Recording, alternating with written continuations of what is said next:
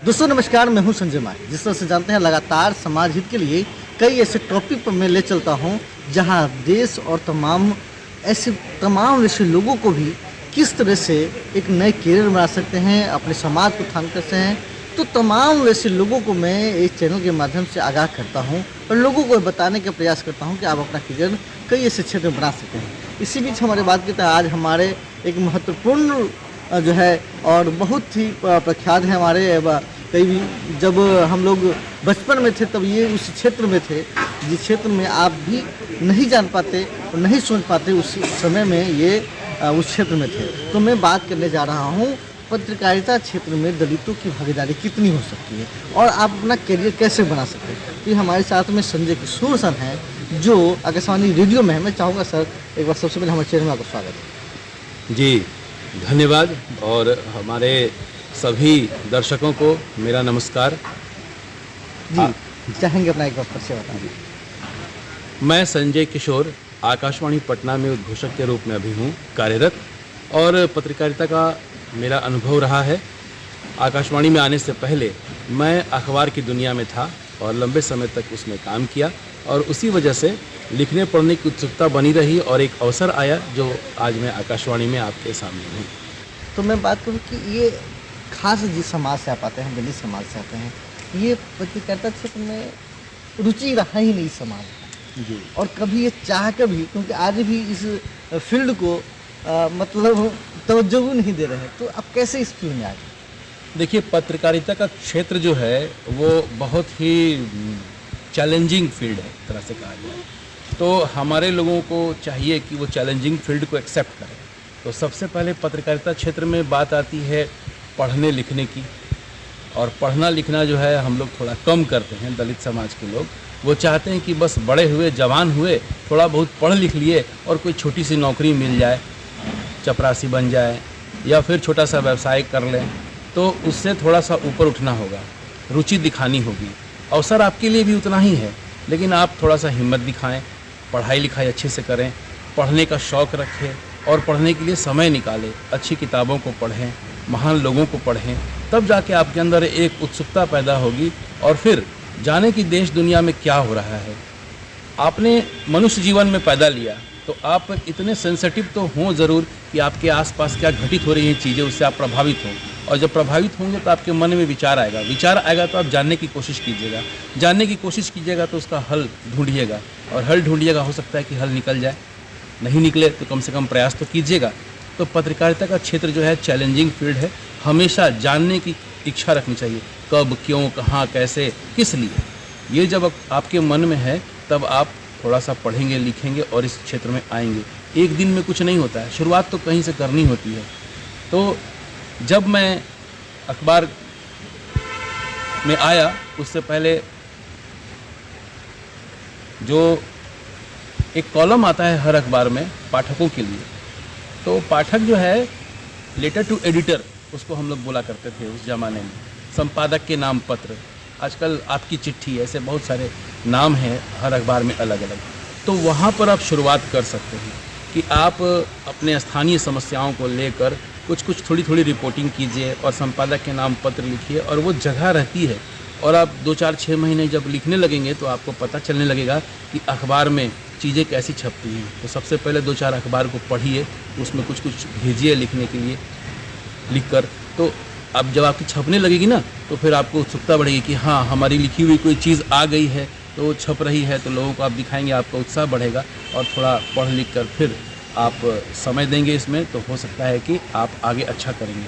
वो ये हमारे ज़माने की एक बात थी कि उस समय लोग रुचि दिखाते थे और तब आते थे, लेकिन अब जो है आपके लिए एक आसान रास्ता हो गया है कि पत्रकारिता के बहुत सारे कोर्स आ गए हैं, पोस्ट ग्रेजुएट डिप्लोमा या फिर पीजी पत्रकारिता के लिए आजकल बहुत सारे अपने राज्य में भी हैं और राज्य के बाहर भी हैं ऐसे अच्छे मजबूत संस्थान जहां आपको एक अच्छा पत्रकार बनने का गुण सिखाया जाता है।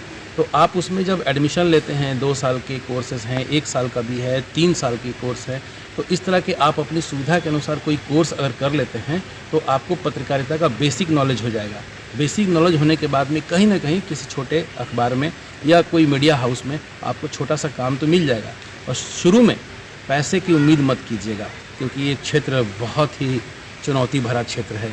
और अगर आप सोचेंगे कि इसमें नौकरी मिल जाए और बहुत अच्छे पैसे मिल जाए तो मिलेंगे, लेकिन आपको इसमें जूझना पड़ेगा, लगना पड़ेगा और अपनी क्षमता दिखानी पड़ेगी। शुरू में तो नहीं मिलेगा, लेकिन अवसर आपके लिए हमेशा उपलब्ध है। तो कम से कम अपने आप को साल भर के लिए तैयार कर लीजिए, और साल भर के लिए जब तैयार हो जाएंगे, आपका काम पसंद आएगा, आप क्लिक कर जाएंगे, आपकी रिपोर्टिंग अच्छी होगी या आपकी प्रस्तुति अच्छी होगी, तो निश्चित तौर पर आपका करियर इसमें बनेगा, आप बहुत अच्छा करेंगे। दूसरी बात करें कि आपके ज़माने की पत्रकारिता और मेरे ज़माने की पत्रकारिता कैसे देख रहे हैं? भाई हम लोग तो ब्लैक एंड वाइट ज़माने के पत्रकार थे, जब मुश्किल से अखबार 8 पन्ने का या 12 पन्ने का हुआ करता था। मेरे रहते रहते वो रंगीन हुआ, तो वो ज़माना कुछ और था, उसमें ब्लॉक प्रिंट्स हुआ करते थे, लेकिन वो तुरंत ख़त्म हुआ। कंप्यूटर आया, कंप्यूटर पर फिर कंपोजिंग करना शुरू किया हम लोगों ने, और उसके बाद फिर अखबार जो है वो कलर में आना शुरू हुआ।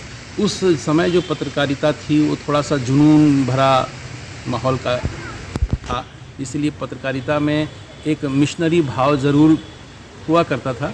लेकिन उसी समय में ये बदलाव का बड़ा दौर आ रहा था, जब वो प्रोफेशन बनने लगा था, पेशा बनने लगा था, और जुनून ख़त्म होने लगा था, डिवोशन ख़त्म होने लगा था, और ये फिर दूसरी तरह से नौकरी के रूप में आने लग गया, करियर के रूप में आने लग गया। और आज ये करियर के रूप में है।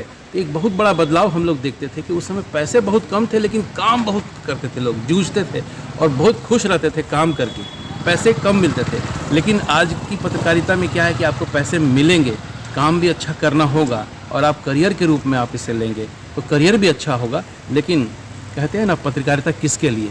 मेरा मानना है कि आप पत्रकारिता चाहे पहले करते रहे होंगे या अब कर रहे हैं या भविष्य में करें, पत्रकारिता अगर आपकी जनपक्षीय नहीं है तो फिर पत्रकारिता नहीं है। पत्रकारिता हमेशा जनपक्षीय होना चाहिए, और अगर आप जनपक्षीय हैं तो समझिए आप अपने पत्रकारिता से, अपने प्रोफेशन से आप जस्टिफाई कर रहे हैं, अन्यथा फिर बेईमानी है।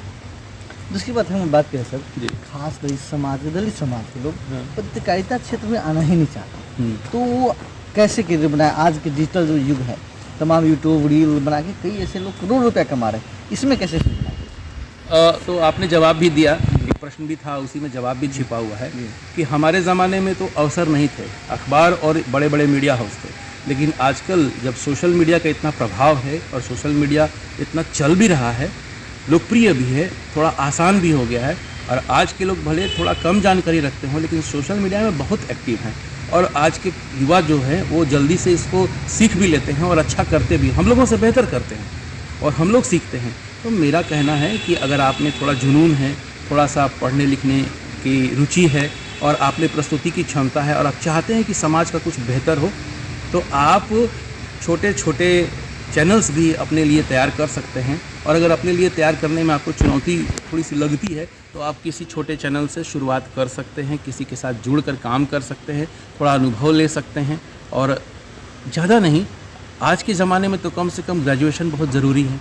मेरा बहुत आग्रह है आपसे कि दलित समाज के लोग थोड़ा पढ़ाई से भागते हैं, आप भागिए नहीं, थोड़ा सा स्वीकार कीजिए चुनौती को, और थोड़ा सा पढ़ाई करने के बाद में आप अपने आप को तैयार कीजिए कि 2-3 साल आपको इस फील्ड में थोड़ा खटना है, देना है, आपको इंटर्नशिप होगी आपकी।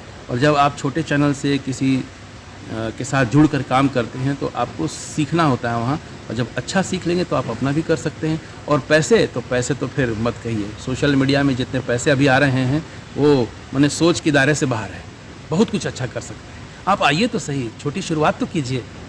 खासकर जो समाज के लोग हैं, जो गार्जियन के लोग हैं, वो भी उनको उस नज़रिया से नहीं देखते हैं, वो अपना बच्चा को भी पत्रकार बनाना नहीं चाहते, तो वो कैसे समझेंगे कि भैया पत्रकार भी कुछ एक जॉब होता है, एक पत्रकार भी एक पैशन होता है, वो कैसे समझेंगे? ये समस्या तो है, ये समस्या हमारे साथ भी थी। घर के लोग इसको काम नहीं समझते थे, लेकिन मुझे लगता था कि नहीं, ये बहुत बड़ा और बहुत महत्वपूर्ण काम है। समाज में आपकी एक बहुत विशेष पहचान होती है, लेकिन घर में उसकी कोई क्या कहें, वैल्यू नहीं होती, घर में कोई उसकी कद्र नहीं होती। तो मैं एक जुमला कहता था कि घर की मुर्गी दाल बराबर भी नहीं। आप डीएम साहब के साथ बैठ के चाय पी के आ रहे हैं, प्रोफेसर साहब के साथ में कोई कार्यक्रम कर रहे हैं, नेताओं के साथ में रिपोर्टिंग कर रहे हैं घूमकर, और जब घर आते हैं तो कोई सीधे मुंह बात भी नहीं करेगा, इसलिए कि पैसे बहुत कम मिलते हैं इसमें। तो दोहरी ज़िंदगी जीते जीते आदमी कभी कभी थक जाता है, लेकिन चुनौतियों से घबराना नहीं है। और आज के दौर में ये एक बहुत अच्छी बात हुई कि आज हमारे ज़माने से बेहतर पैसे मिल रहे हैं। तो घर के लोगों का सपोर्ट तो शुरू में नहीं मिलेगा आपको, लेकिन अगर आप अपनी क्षमताओं से साबित करते हैं कि आप काम भी बेहतर कर रहे हैं, नाम भी कर रहे हैं और पैसे भी आ रहे हैं, तो मेरा ख्याल है फिर एक ना एक दिन स्वीकार्य हो जाएंगे आप, घर में भी और बाहर में तो होते ही हैं। बाहर में आपकी पहचान बनती है। तो थोड़ी चुनौती है घर में। देखिए, आप पूरी दुनिया से लड़ लेंगे लेकिन घर में नहीं जीत सकते किसी से। तो आपको मैं कहना चाहूँगा कि इन सब चुनौतियों को पहले से स्वीकार कर लीजिए मन में कि हमारे साथ ये चुनौतियाँ हैं, और तब जाके आगे बढ़ेंगे तो बहुत सफलता मिलेगी आपको। घबराना नहीं है। लेकिन मैं ऐसे गार्जियन से भी अनुरोध करूंगा कि आप इसको एक प्रोफेशन के तौर पर, एक करियर के तौर पर, एक रोज़गार के तौर पर समझें, सपोर्ट करें और फिर मान्यता भी दें। मेरा ख्याल है आपका बच्चा जो भी होगा अच्छा करेगा। जी, दूसरा बात मेरे से मैं दो क्वेश्चन है।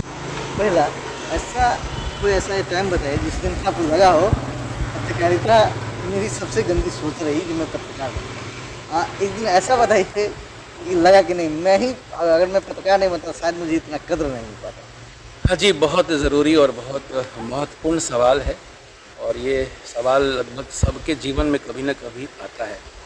तो सबसे पहले नकारात्मक बात तो मैं बता ही दूँ कि वर्षों जब पत्रकारिता करता रहा और जब घर में आता था तो पत्रकारिता जगत में मैंने क्या रिपोर्टिंग की है, क्या कुछ बढ़िया छपा है। घर में भी अखबार वही आता था जो पिछले दिन रात में मैं खट कर अच्छी तरह से उसको लगा कर आया, और रिपोर्ट छप के जब अखबार सुबह सुबह आया तो मैं बहुत खुश हुआ। लेकिन हमारे घर के लोग कोई मुड़ कर देखने को तैयार नहीं है उसको, और जब बताया भी कि मेरी ये चीज़ छपी है देखो, तो इससे क्या होगा, पैसा कितना है ये देखो, है ना। तो तब मुझे लगा कि जब घर में ही लोग मान्यता नहीं दे रहे हैं तो बड़ा डिसअपॉइंटमेंट फील होता था।